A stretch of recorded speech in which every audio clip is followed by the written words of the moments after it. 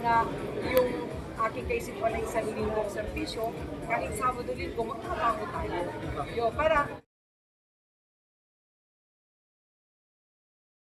na yung aking kaisipan ng isang linggong servisyo, kahit Sabado-Linggo, magtrabaho tayo.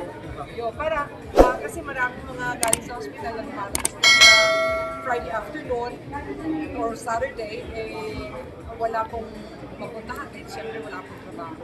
So, I will propose to the board na kung pwede magtrabaho na Saturday, Sunday, para talagang unay na sarili kong service. Kumbaga, iba po yung magtatrabaho ng weekends sa weekdays. That has to come when discuss about it. Technicalities, i-discuss ko lang. But talagang gusto kong isulong since the president already approved. How about right now that you are so very busy in your kumbaga mga pinamamahalan ng ahensya, mga activities po, social civics, in the entertainment po, kumusta po? Oo nga, akong current president po ng Actors Guild of the Philippines. Katipunan ng mga artista Pilipino sa pelikula, television, at Showbiz Industry Alliance for Entertainers, and of course, patuloy pa rin ho ang ating pagsuporta. Bibigyan natin ng mas maraming time siguro o tulong ang ating industry, lalo na yung mga nangangailangan na tulong sa showbiz industry. Ang mga members ng Actors Guild, marami na po dyan ng mga retired at may sakit. So, sigurado po ako na makakatulong ang business.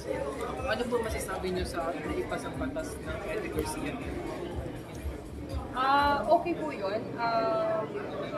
They conducted several hearings from producers, mga guilds and that. And it's okay. I don't have any complaints. Kasi already approved. And I suppose it's supposed to coincide with the president. And now it's a law.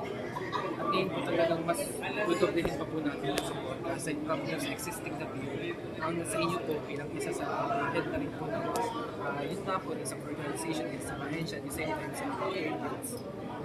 Marami po kayo support. Oo, actually, di ba, I produced this movie, The Puppet and Ghost Story, Loyalista. Ito po ay para mabigyan na rin ng trabaho. Aside from yung buhay ko ay nandiyan dyan po, pinakwento ko, part pa lang ng buhay ko yun when I lived in Hawaii, former president. Marami din naman nabigyan ng trabaho dyan. So, we will encourage producers also to continue producing movies para yung mga kasamahan natin sa industry ay magkaroon ng trabaho. And that is important dahil sa ngayon, kailangan ng bawat isang trabaho. Unless talagang bigyan ng gusto ng ating administrasyon, aside from all the problems that's going around na sinusolve ng ating presidente, we try na may propose din natin yung mga trabaho ng bawat artista at mamamayan. And last na lang po,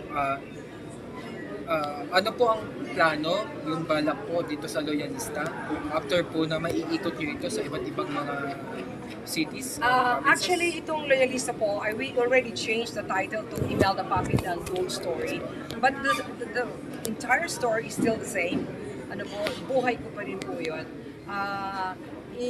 Nilagay lang ng consensus lang ang Prince Star Film Production ng Imelda Puppet and Ghost Story para mayakap natin lahat because until now, medyo you have to explain why it's Loyalista. No? So, para wala ng explanation, because anyway, all of us are loyalists to the country, to our friends, to our family, to God. So, yung Imelda Puppet and Ghost Story. We are going around the country doing the black screening. We just came from Davao. We finished Taunyon, we finished Santa Maria, Pangasinan, and Pampanga, and many more na nakaabang na mga cities and provinces all over. How about in streaming platforms? Wala pa pong balak na finally Hindi ilagay pa, na po natin hindi pa. Hopefully Netflix eventually. Okay. Hindi ko tayo congratulations po. Hindi po tayo nawawala ng public. And ngayon po, as like the how do you feel? I feel very happy. Sabi ko nga, ang daming mga applicants, ang daming gustong maging director, gusto rin manilbihan sa ating mga kababayan. Pero pinalad ang Imelda Papin po. Maraming salamat sa Diyos at sa ating presidente na nagkaroon ng trust po sa kakayanan ng Imelda Papin. Hindi po man karapit-dapat po sa business.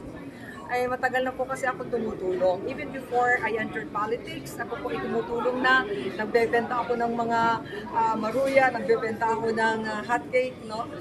Kahit may position po papa ko sa gobyerno. Pero kaya yan. Sanay po na tumulong. Kaya masaya ako dahil lalong ipapatuloy ko po yung puso ng Imelda Papin kung paano tumulong hindi lang sa aming probinsya kundi sa buong Pilipinas. National po ito national position po ito. No?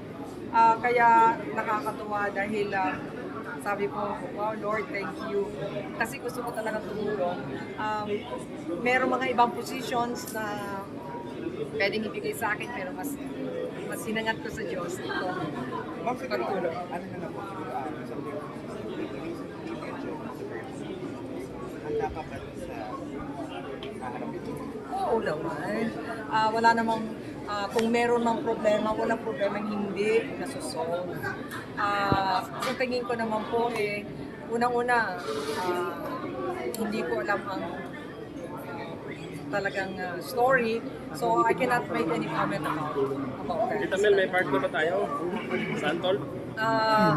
Siguro pag ilagay na natin sa regular theaters, then we can have another movie. And Mafi, who is my daughter, probably will be doing. May message po ba kayo kay Pangulo?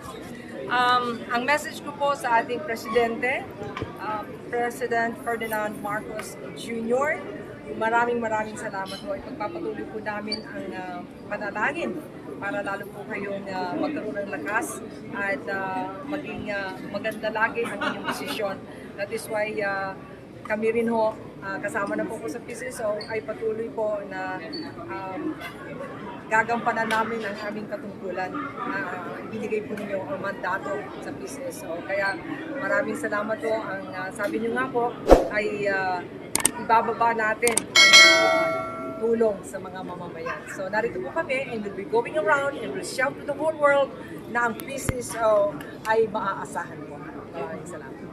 Okay.